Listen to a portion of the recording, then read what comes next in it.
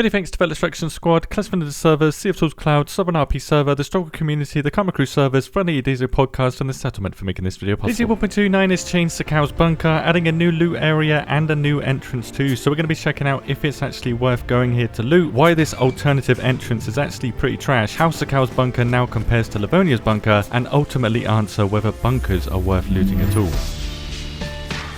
The new entrance to Sakal's bunker in 1.29 is located at the top here and allows instant access into the bunker, making you less of a sitting duck while waiting outside the main entrance for it to open. It's very slow, so getting into the building quickly is a good advantage. The problem is this door here takes just as long to open as the main bunker door, and then you have to wait for this one to close to be able to open the next one, and while the next one is a bit faster, it's about the same as using the main entrance in terms of time, with the new entrance here actually being slightly worse in terms of time when it comes to trying to get to those doors before they close. This new area or group of rooms spawns the exact same amount of gear as the main entrance area, but has many more spawn points and rooms, making it much less efficient to loot.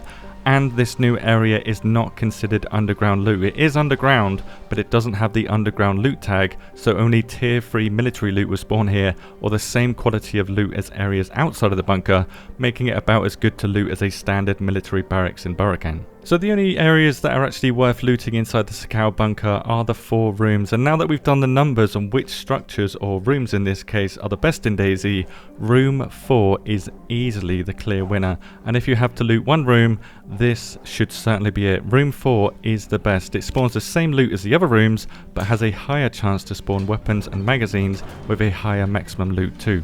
Looting all the rooms is obviously better though, and if you include the main bunker area and the new expansion in 1.29, you get a total max loot of 113 across 269 spawn points, which makes it one of the most efficient loot locations in DayZ if you have somebody opening the doors for you, and if you've gone through the necessary steps to actually get these doors open in the first place.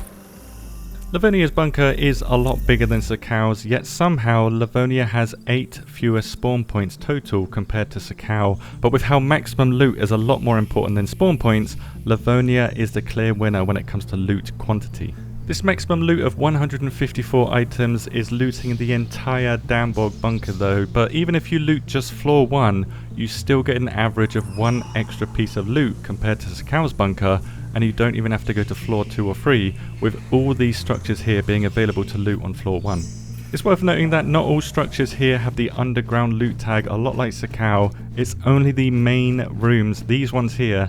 So this means that the main entrance, the water maintenance room, comms rooms, the crew room, the 2 medical showers, and the vehicle wrecks do not spawn underground loot, but they have been given the military tier 3 loot tag. Strangely enough, for the vehicle wrecks, and I'm not sure if this is a bug, but sometimes they spawn the M79 grenade launcher and plastic explosives, and this applies to wrecks inside the bunker and outside the bunker. So the 2 wrecks that you find outside the starting area over here, you can find plastic explosives and the M79 there.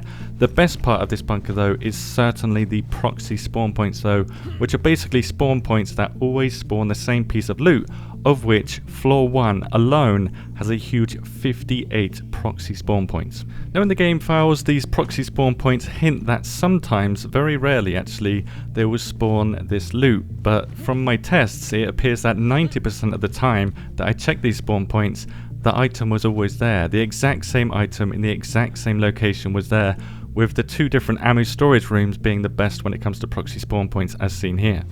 So floor 1 can get you all of this gear here, including a chance at the M79 plastic explosives, and as of 1.29, the smaller AUG can finally be found again inside the underground loot tag in all locations, so floor 1, 2 or 3, you can find this smaller AUG, making it well worth the trip to loot, if you're lucky enough to find the punch card needed to enter.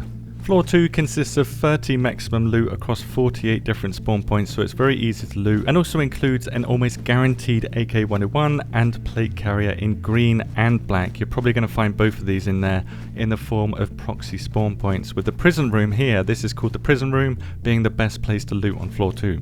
If you manage to get to floor 3, there's only one loot group here which covers these crates outside in the form of proxy spawn points. The AUG AX and 2 tactical helmets can spawn here, with each helmet having an 85% chance to also spawn with night vision goggles attached to them with battery included.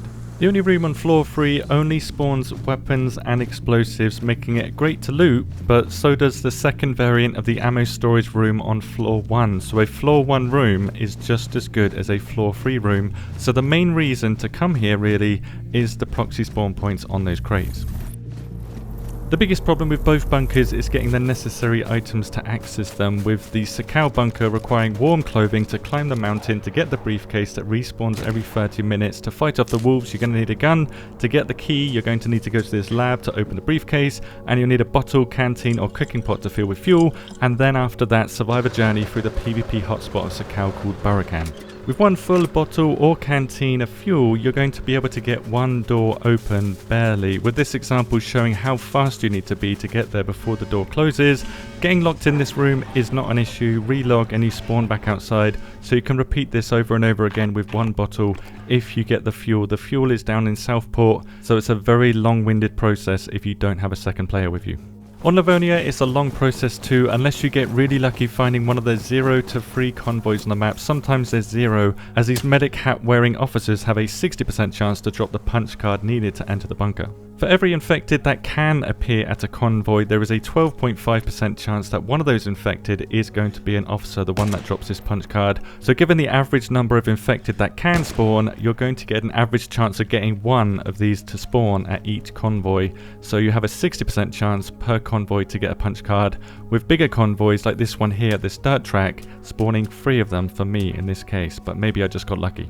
The other strat on Livonia is getting full NBC and a gas mask from firefighter and medical locations, which is not quick. Going into a gas zone and then finding a punch card there, which are pretty easy to find actually, which can spawn everywhere inside gas zones, so you're going to have to look all over the place. You might need extra filters for this, with this method being the most reliable method.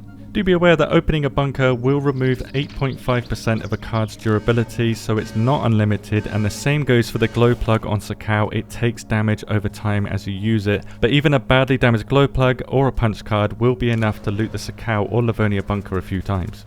Now, based on how difficult it is to access these bunkers, the numbers say that they're absolutely not worth looting unless you stumble across the glow plug or a punch card in the process of doing other stuff. This is because gas zones are simply better on Livonia. They spawn much better weapons, and they spawn weapons more often too, and the shipwreck is better on Sakhal in terms of efficiency.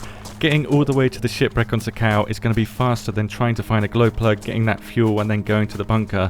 It's just going to be a quicker process and a more reliable process too, and it gives you access to the best weapons on the map via these container keys if you find one.